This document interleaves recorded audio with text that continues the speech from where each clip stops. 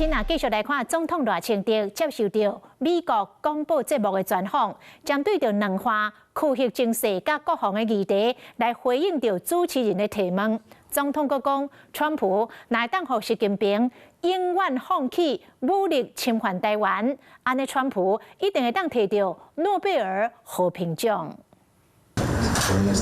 总统赖清德甲美国保守派的媒体人塞斯顿握手，并是传统基金会亚洲资深研究员叶梦辉等人。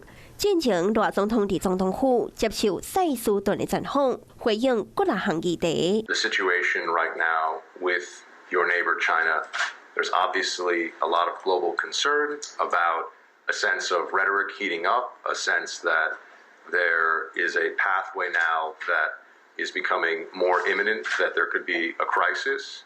How do you want to describe the situation right now for specifically an American audience as to what's going on here?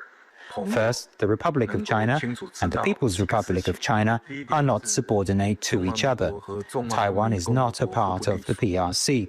China does not have the right to invade Taiwan. 听到两岸问题，赖总统讲，打破台海现状的是中国，强调将会强化国防加经济韧性。同时也讲，台湾无放弃追求两岸和平。 也希望继续得到美国总统川普的支持。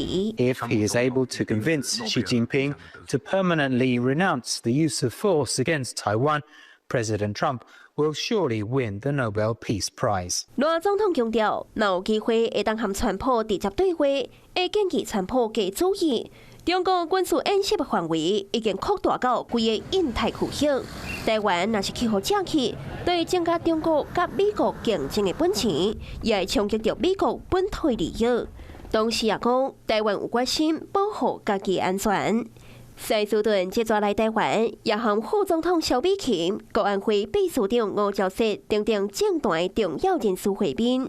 除了政治，塞斯顿也对台湾的社会印象真深。 They'd get up to go to the bathroom, and they would leave their phone at the, their $1,000 iPhone or whatever at their seat.